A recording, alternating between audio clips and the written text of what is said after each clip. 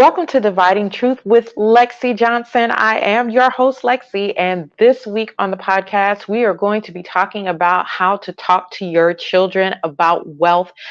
First, let me share with you, if this is your first time listening to the podcast, Dividing Truth is a weekly podcast that is dedicated to helping women entrepreneurs and women professionals become financially free in these uncertain times, right? And we do that by sharing financial truths, because if there is ever an area that has a lot of myth about it or misunderstanding and things like that nature, it is money, right? And so today, again, our topic is how to talk to your children about wealth. This is so critically important because we talk often about, especially in spaces of faith, we talk about generational curses, right? And one of those curses is even the curse of poverty.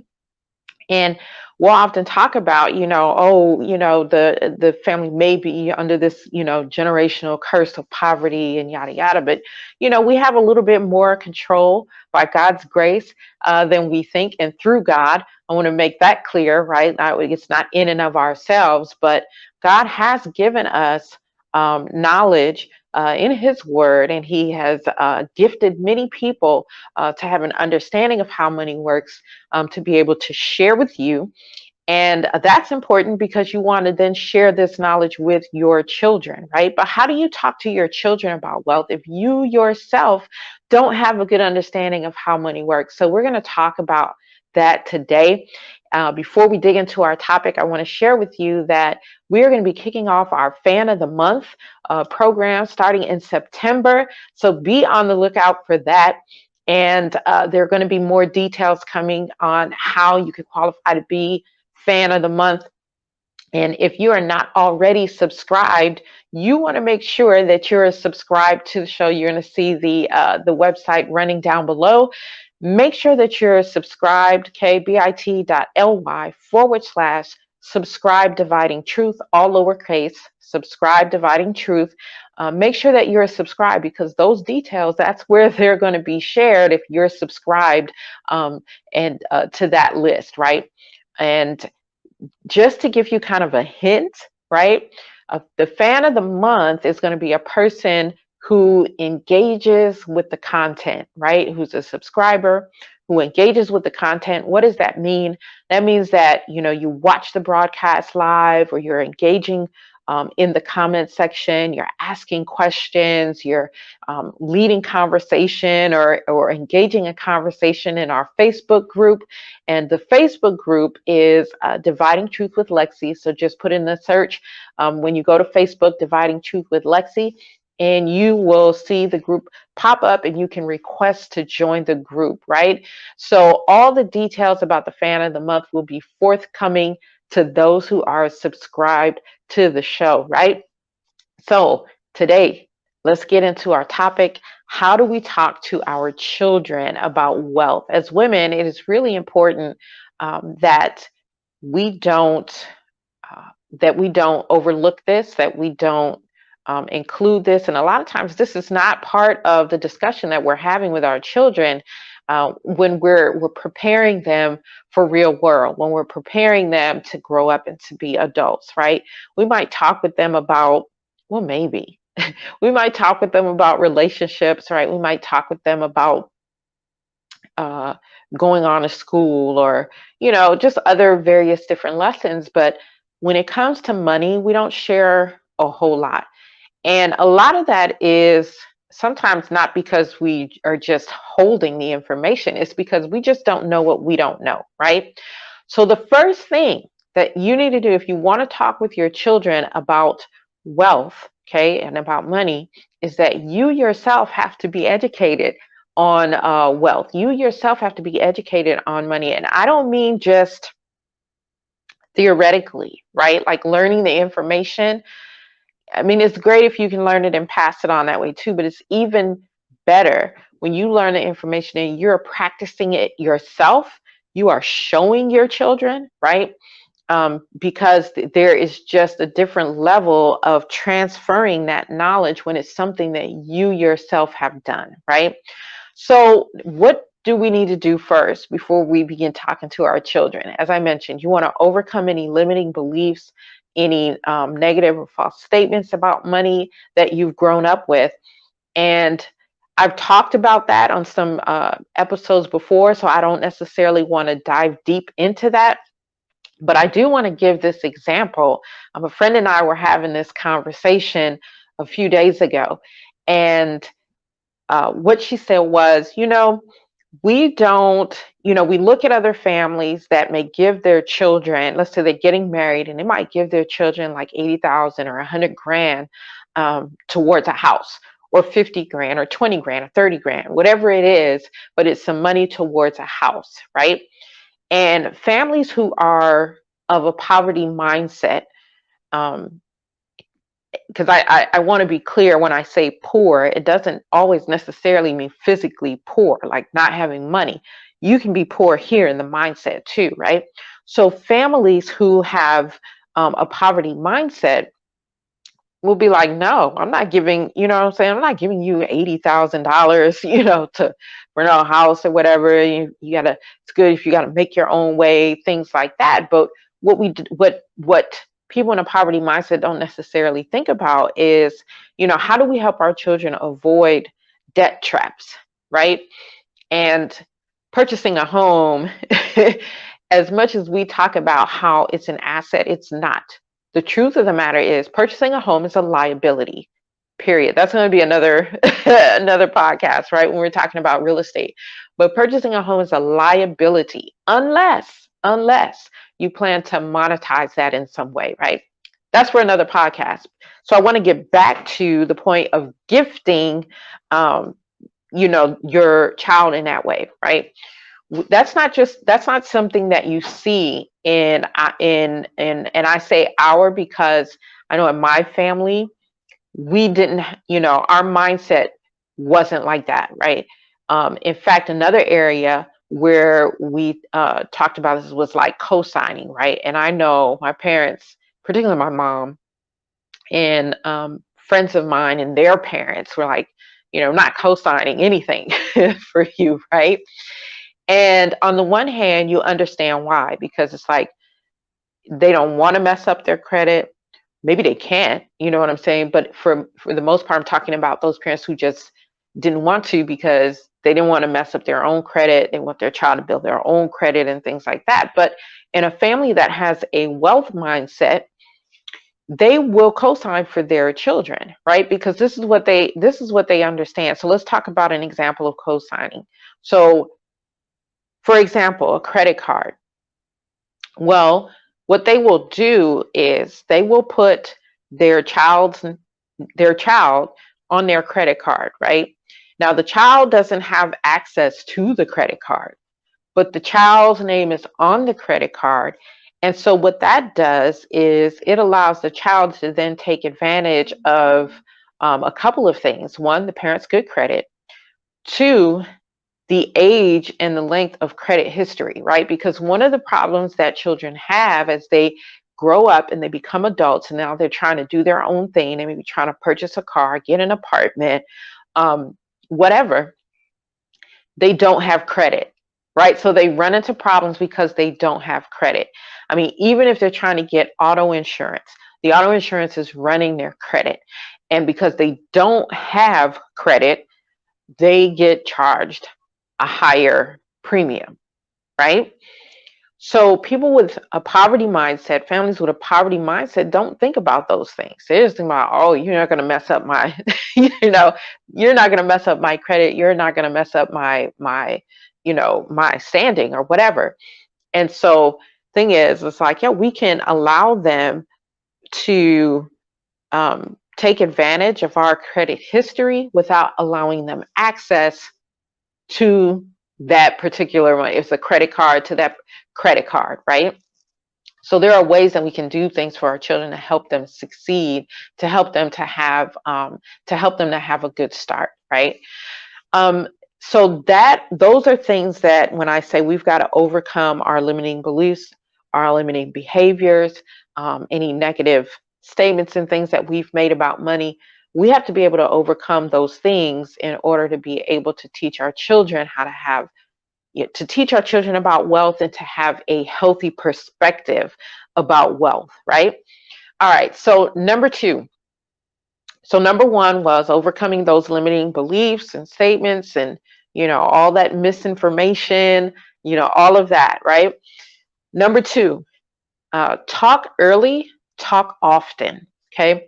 So another thing that many, especially in my experience as a child and even with my younger children, I didn't really talk to them about money. Like the only that I can recall discussions that we had about money at their early age was some homework that they brought home to help them recognize a penny from a nickel, from a quarter, right? Adding those things up, dollars and their value. And that was it, right? There were no conversations about money and what is money. It's a tool. What is the purpose of it?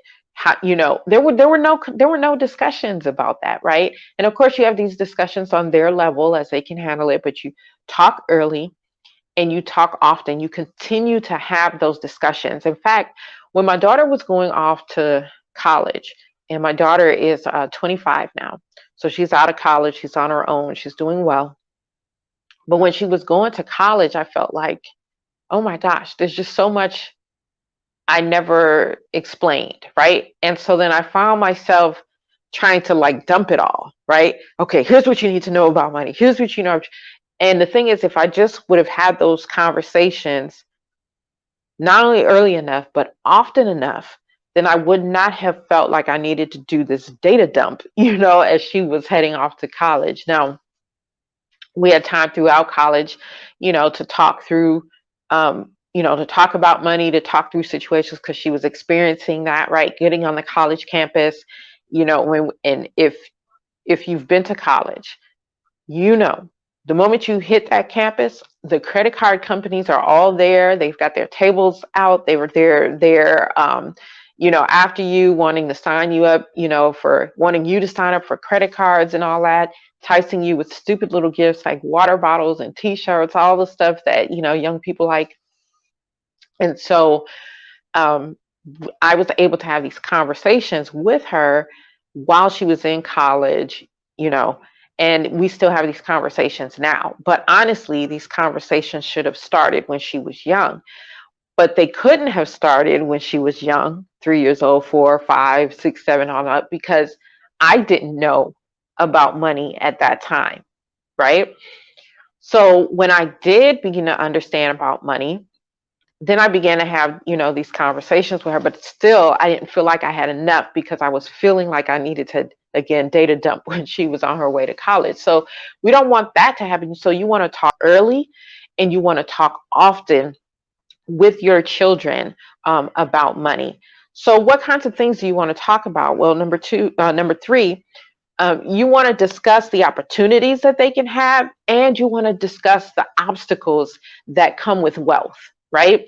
Because there are opportunities and there are obstacles as well. And so you want to talk with them about the fact that, if they have good credit and, good payment history and things like that, what it lends itself to, that they can borrow money at, a less interest rate.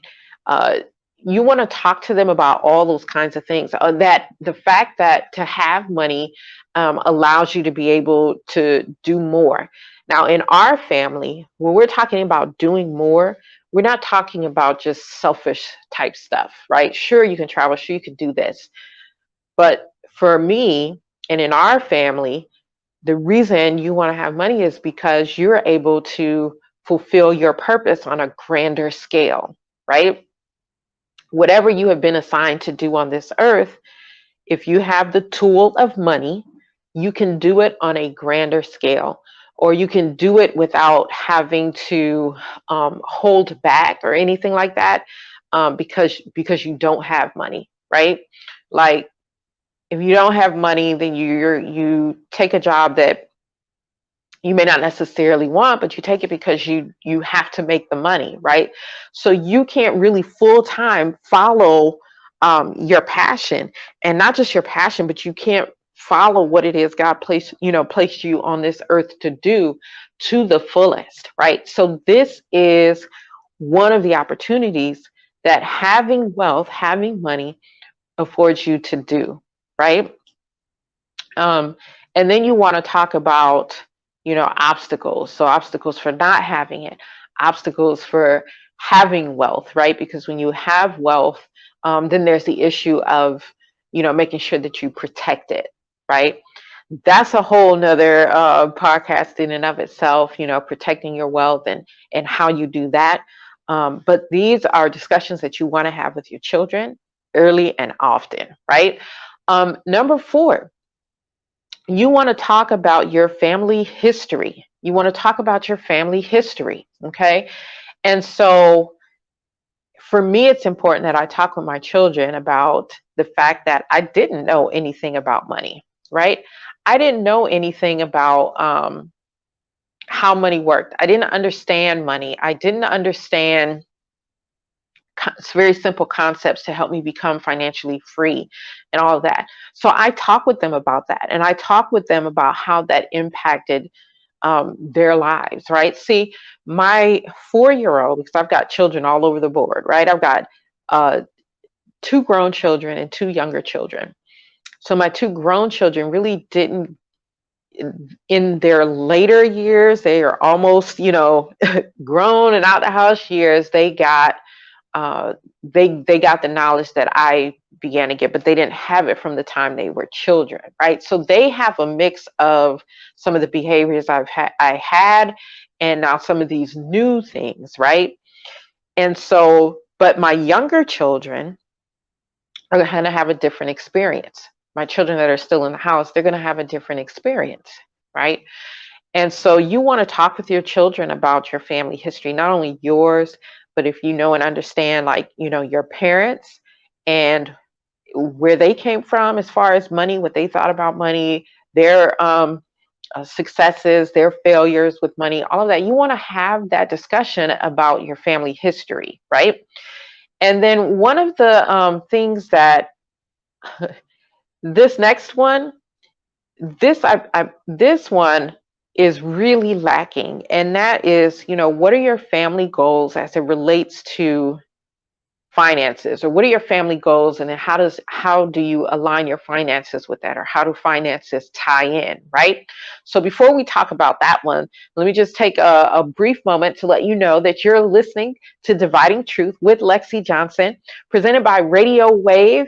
And you can go to www.radiowave4u.com to subscribe, and you can go there and listen to many other great podcasts and radio shows that are presented by Radio Wave, right? And there are some amazing ones, right? There's podcasts about being married. There's podcasts about fashion, and podcasts about all kinds of things, right? So check them out, www.radiowave4u.com, right? And I also want to encourage that for those of you who are watching, and whether you're watching live or whether you are watching or listening to the replay, engage with the content, right? Get in the comments. I want to hear what you have to say. I want to hear your experiences, or see your experiences, right? I want you to ask your questions. I will definitely come back in the comment section and answer your questions and anything like that. So engage, with the podcast. So the next one that I want to discuss, and so this is, I believe we're on number 6. Don't quote me, right? But your family goals. And you know what? I think that if we took time as a couple, okay, before you get married, if you take the time to discuss what are your goals individually, what are your goals as a family, okay?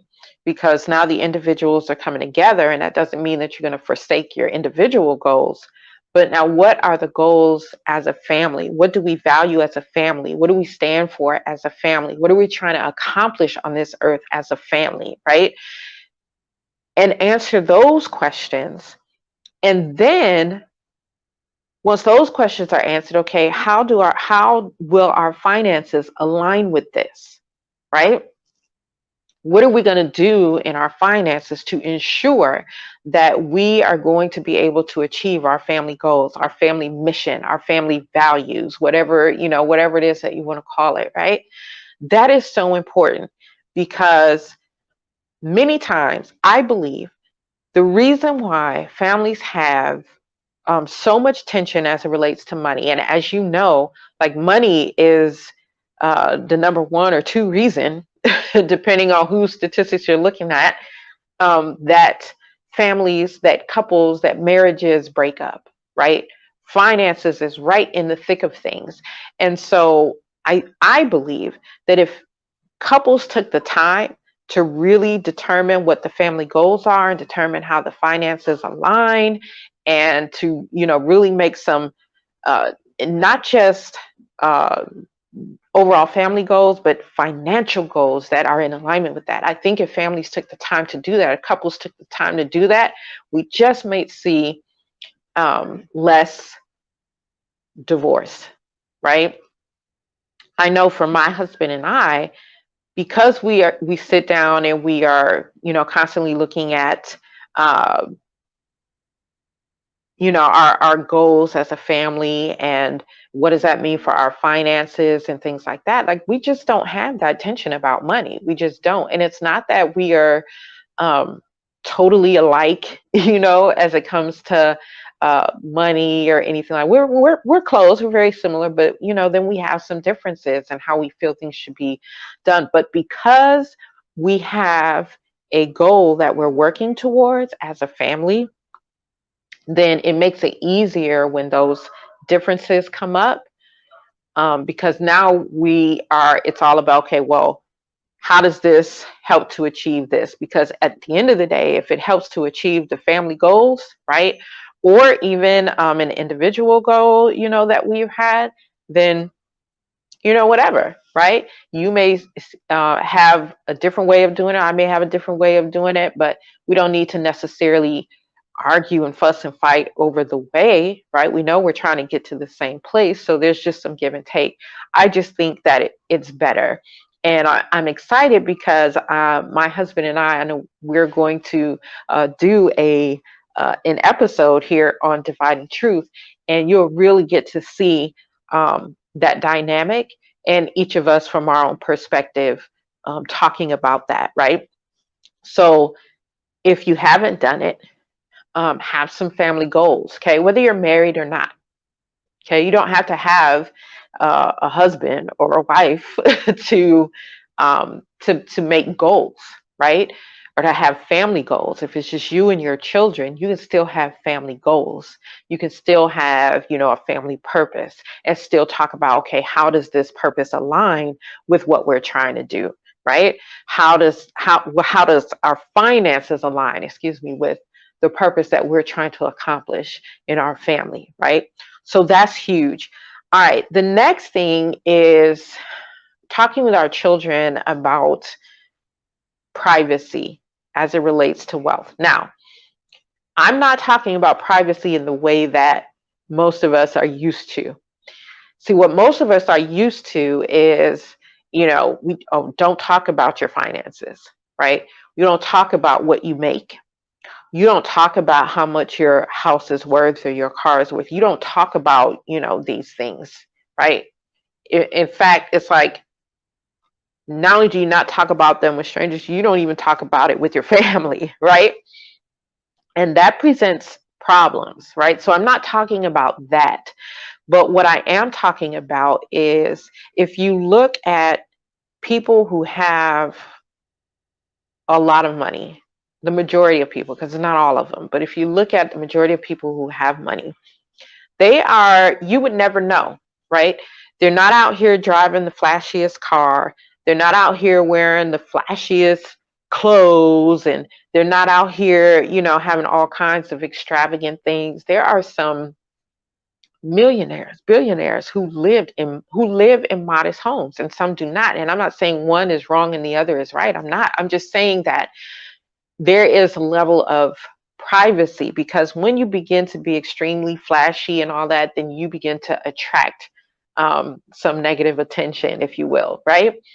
And so there, you want to have like a level of privacy and discretion as it relates to wealth. You're going to move, right, and flow and do your thing.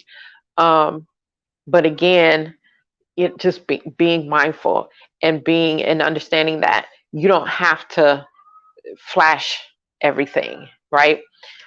For those who have a poverty mindset, um, being flashy is, there's just something we feel like we have to, show everybody that, oh, I have money. You know what I'm saying? And most of the time, you don't.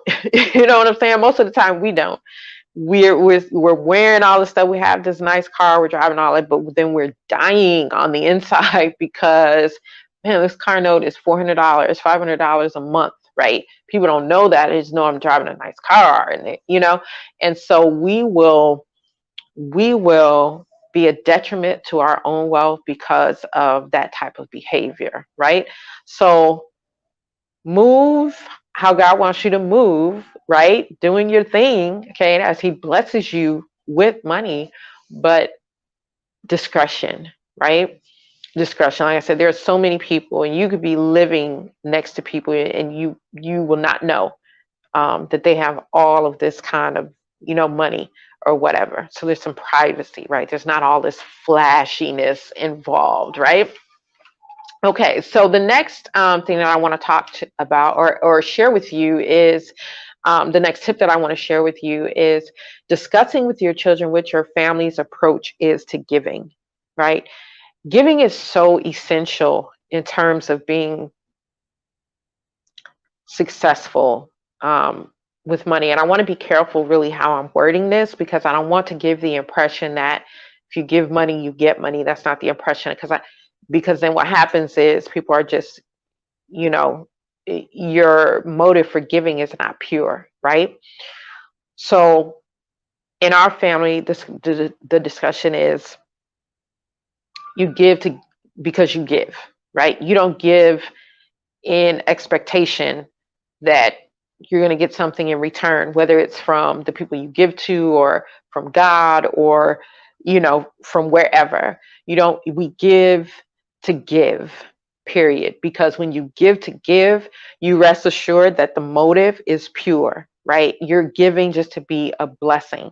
But the moment that you give and you are expecting in return, whether you're expecting from that person or just expecting from God or whoever, it's no longer really a blessing to give, right? Because if it's never returned to you, then you might get an attitude, right? Like, I gave, this, that, and this person, they didn't even say thank you, or they didn't even blah, blah, blah, And so when you find yourself doing that, then you've not given just to give, right?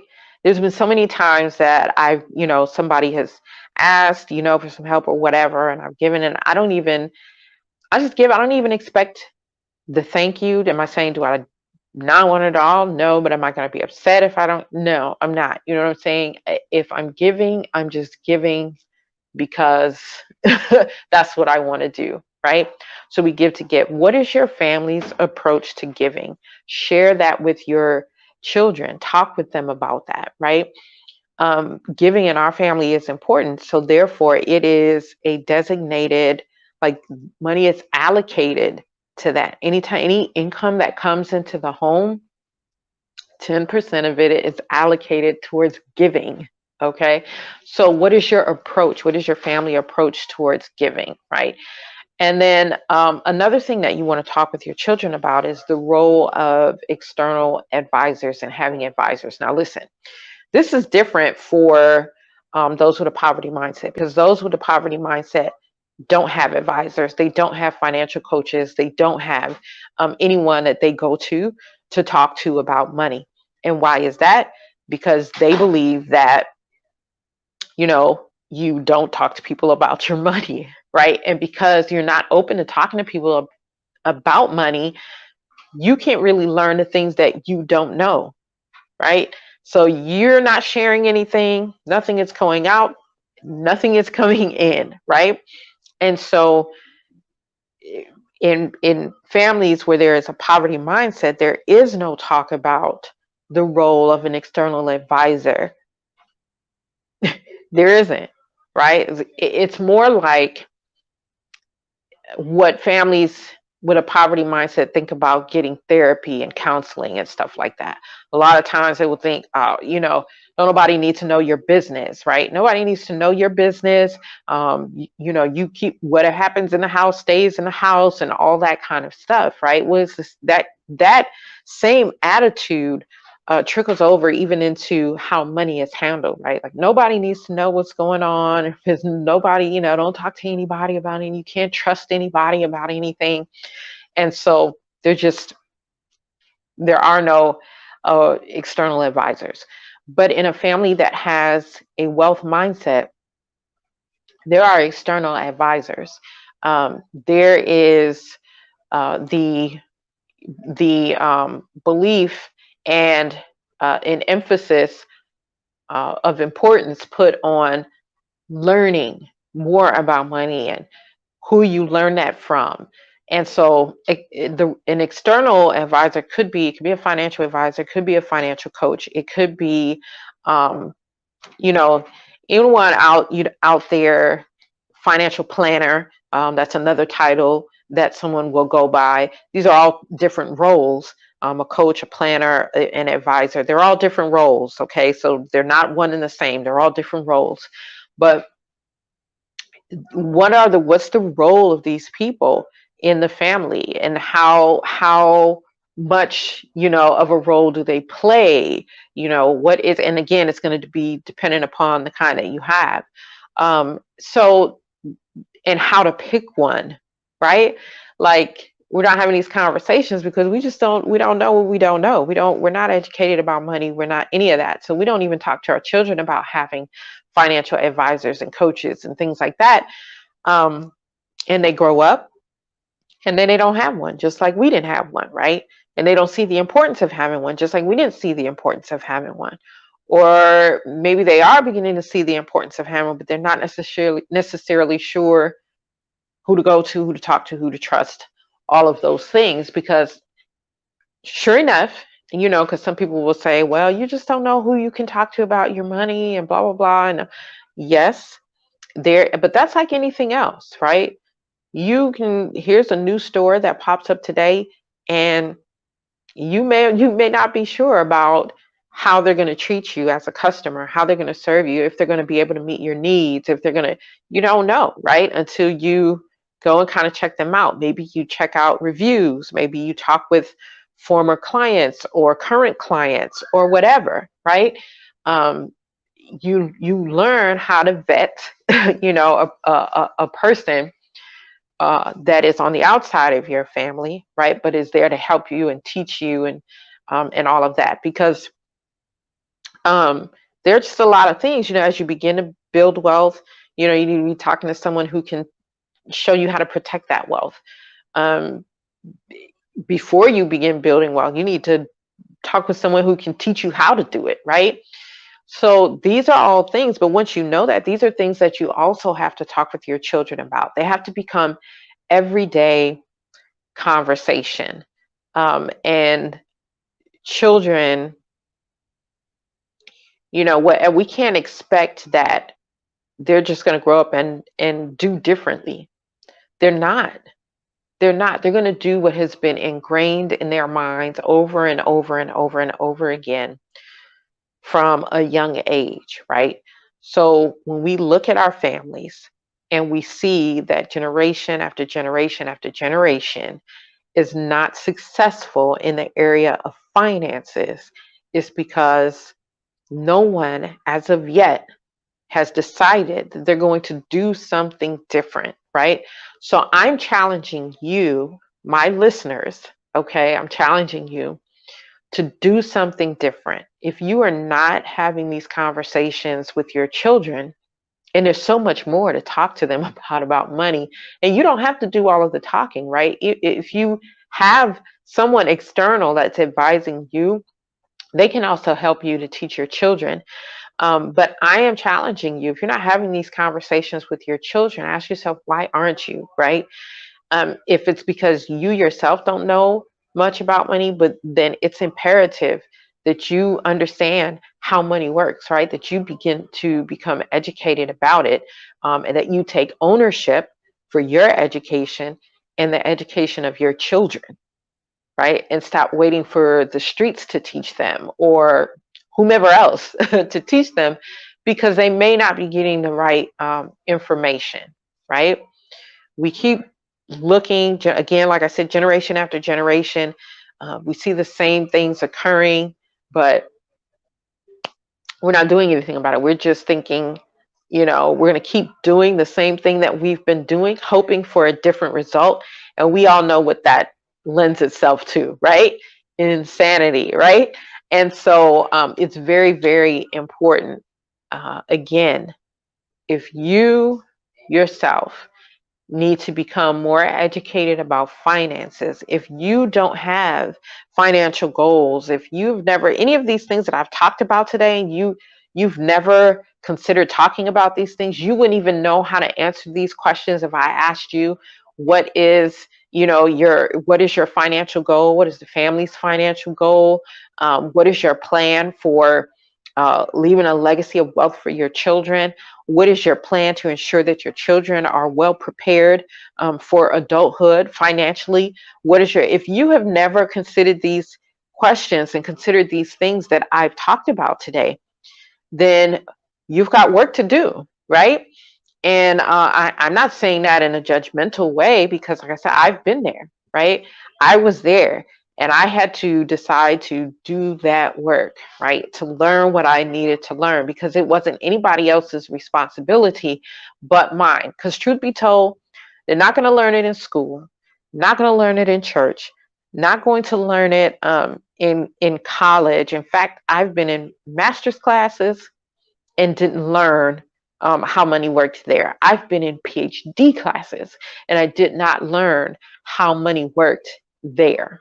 Okay. So I didn't learn in any kind of formal educational setting. No, I learned from an external advisor, an external person who knew something, who knew about money, right? That could teach me about money. And the reason why I even ended up going to learn was because I had found myself in a crazy, almost hopeless situation. And I don't want that for you either, right? You don't want to have devastation happen to you before you determine, hey, I'm going to do something different here, right? So that is the topic for today. Again, leave in the comments your thoughts. If you loved the episode, liked it or whatever, hit the like button, give me the hearts, or whatever platform that you're using and watching this with, right? Share it with a friend. Remember that you can subscribe to the show, and I'm running that link down at the bottom of your screen again, bit.ly/subscribe dividing truth. Subscribe so that you can get these episodes direct to your inbox. Not only that, our Fan of the Month program is kicking off next month, and just some other tips and things that you can get directly to your inbox, right? So subscribe to the show. Follow us, join our Facebook group, because the conversation can continue in there, right? Any other questions that you have, and it's great that we can come to a space where we can, talk with other people who are like-minded, who are wanting to get themselves on track and wanting to become financially free. Again, the group is mostly women, okay, because that's who I cater to, but it is not to the exclusion of men. So if you are a man and you are listening, please feel free to join in the conversation. But women, listen, it is important. We have a huge role, and not that the fathers don't, they do, but we have a huge role. A lot of times their education and the things that they're learning in the home and all of that, a lot of times it is left up to us as women. Again, not to say that fathers don't impart important lessons or anything like that, but a lot of times it is left up to the women to do that. And so, we need to be able to pass on some things to help our children to be financially successful. Okay. And if you yourself need to learn um, those financial concepts so that you yourself can practice those things and then begin teaching yourself those things, then reach out to me, right? That's what I'm here for. I am a licensed financial coach, right? And I have information and tools and things like that that can help you to become financially free. This podcast is one of it, one of those things. It's free to you, right? This podcast is one of those things, and there's other free things that are available, but reach out to me because that's what I'm here for. My mission is to help you become financially free in these uncertain times, right? And it's specific to this podcast so that you can um, specific to the topic of this podcast so that you can help your children, right? Have conversations with your children now while they're young, okay? Not when they're older and in trouble, but now while they're young, and help them to have a very healthy mindset as it relates to money. All right. This has been Dividing Truth. And we are going to see you next Thursday with another great episode to help you to become financially free in uncertain times. We'll talk to you next time. Peace.